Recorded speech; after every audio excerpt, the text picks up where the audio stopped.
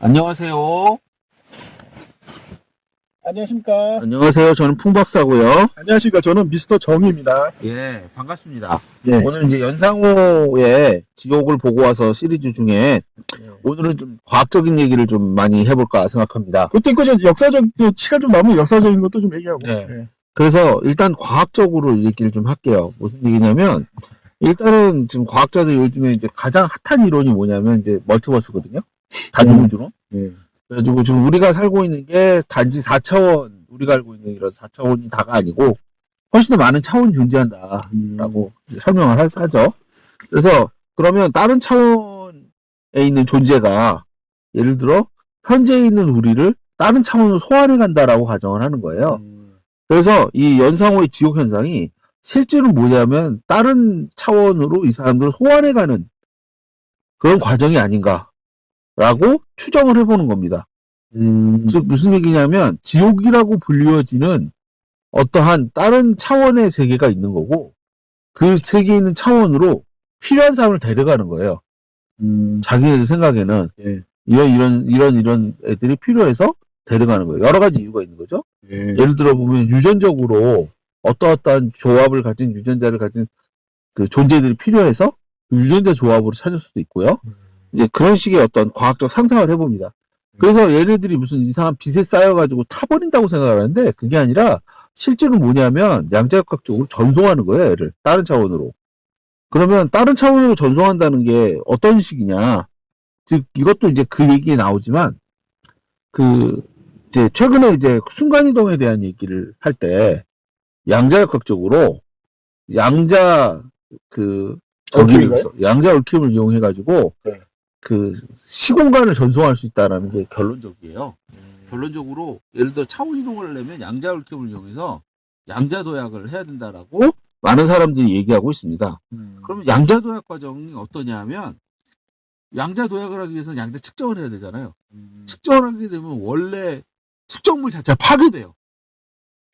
그리고 똑같은 정보가 다른 차원에 재구성되는 거예요. 그런 과정을 거친다고 하거든요. 그게 아니면 이제 측정을 하는 과정에서 파괴가 안 되면 측정이 불가능해요. 이게 유명한 이제 양자역학에서 얘기하는 그 관측 효과입니다. 즉 어떤 대상이 있는데 이걸 관측하게 되면 그 얘기한 것처럼 양자의 그런 그 중첩 상태가 깨지면서 어떤 걸 확정이 돼요. 확정이라고 하는 건 뭐냐면 가능성이 다 사라져 버렸기 때문에 실제로 그걸 파괴라고 보는 겁니다.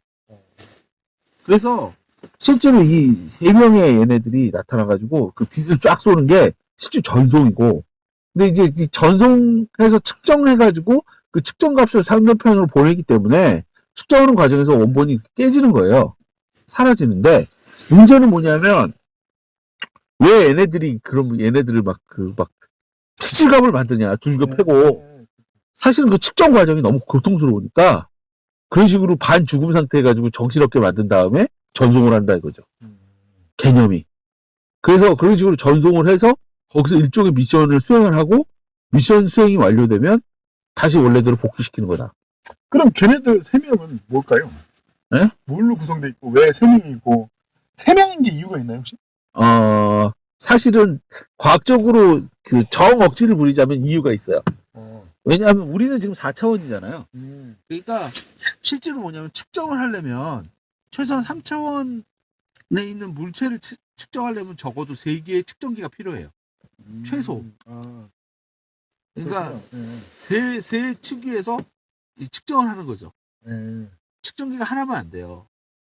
적어도 측정기가 3개는 있어야 측정이 가능합니다. 그러니까 3명인 거예요. 생긴 거 왜 그렇게 생겼어요? 그러니까 얘네들이 이제 근본적으로 얘기해서 차원을 도약을 해야 되잖아요.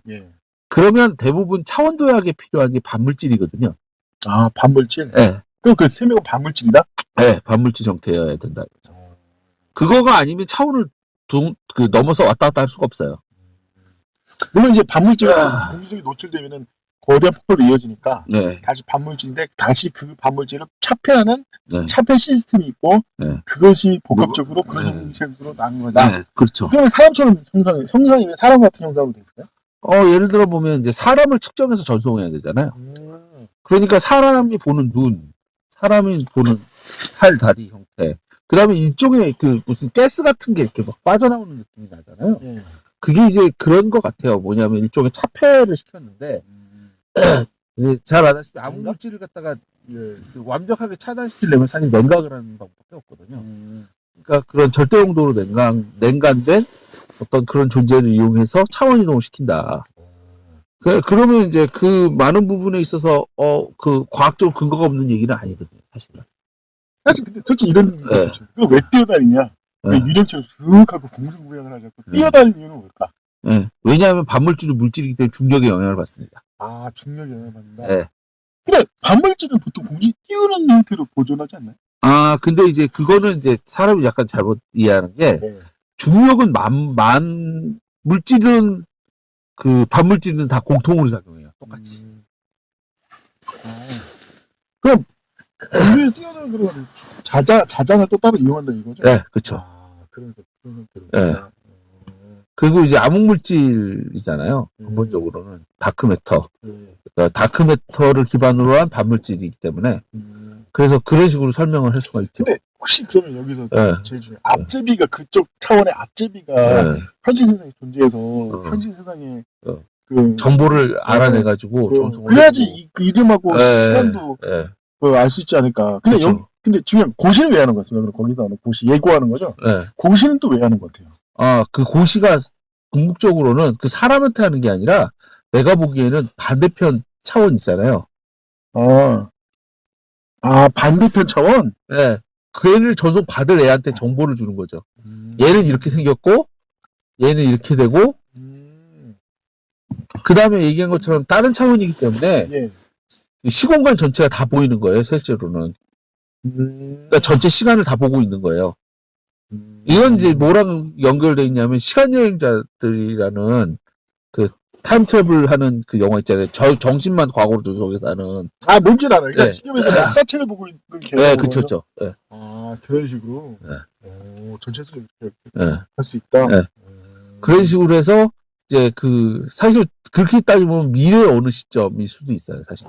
미래의 어떤 시점에서 과거의 어떤 시점에다가 그걸 보내고 이제 그걸 해서 이제 마치 이제 그 사람한테 고지라는 것 같지만 실제로는 뭐냐면 이걸 반대로 이제 그쪽에서 그 정보를 똑같이 보는 거죠. 어떻게 보면 그 어떤 지구에 있는 이 파견된 뿌락지가 네. 그 정보를 통제하는 과정에서 네. 일어나는 오류 현상일 수도 있다. 네. 어떻게 찾든 재미난 설정이네. 네. 그런 식으로 이제 과학과 좀 연결되어서 풀 수도 있다 이거죠.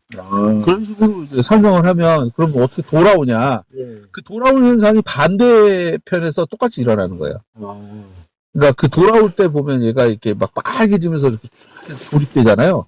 마찬가지로 이제 측정된 결과가 데이터로 전달돼서 그것이 제조되는 거죠. 예. 그러다 여기서 진짜 제일 중요한 거. 예. 그 타고 나온 재 그거 보관을 해놔야 돼요? 아니면 그 버려도 되는 거예요? 예? 그 재가 왜냐면 지금 수도에나 여러 데서 그 남은 재를 여기다 갖다 버리고 있었는데 그러면은 다시 돌아올 때 재구성이 안 되는 거 아닌가? 그 중요한 거예요? 타고 나온 재. 원래 이제 전송이기 때문에 사실은 의미는 없다고 봐요. 그냥 이 장소 같은 곳이지. 그 재가 뭐가 중요한 역할을 아니다. 재조립되는 거니까. 재조립해서 구성하는 거니까. 그렇다면 또 이해가 되네. 예.